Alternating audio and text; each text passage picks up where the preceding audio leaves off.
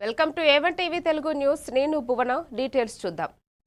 పల్నాడు జిల్లా నరసరావుపేటలో సిపిఐ కార్యాలయంలో నిర్వహించిన సమావేశంలో సిపిఐ రాష్ట్ర సమితి సభ్యులు మహంకాళి సుబ్బారావు, బి శ్రీను నాయక్ మాట్లాడుతూ పెట్రోల్, డీజిల్, గ్యాస్ ధరల పెంపుకు వ్యతిరేకంగా జరిగే రాస్తా రోకోను విజయవంతం చేయాలని పిలుపునిచ్చారు.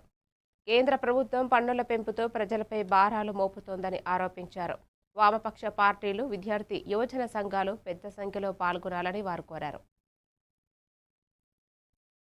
ఈరోజు గ్యాస్ ధరలు ఈ 12 సంవత్సరాల వ్యవధిలో సుమారుగా 530 రూపాయల గ్యాస్ ధరలు పెంచడం జరిగింది.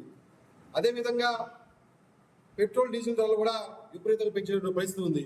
ఈరోజు వాహనదారులు కావచ్చు, కార్మికులు కావచ్చు, రైతాంగం కావచ్చు, అనేక రకాలైనటువంటి ఇబ్బందులు ఎదుర్కొనే పరిస్థితి మనకు కనబడతా ఉంది.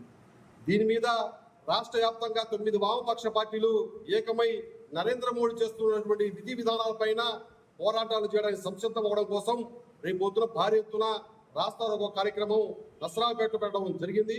ఈ కార్యక్రమానికి వాహనదారులు, రైతులు, అలాగే కార్మికులు పెద్ద ఎత్తున ఈ కార్యక్రమంలో పాల్గొని ఈ రాస్తా రోకోని విజయవంతం చేయాలని చెప్పేసి మీకు నిజ సమైక్య నుంచి, అదేవిధంగా భారత కమ్యూనిస్ట్ పార్టీ సిపిఐ నుంచి మేము పిలుపునిస్తా ఉన్నాం.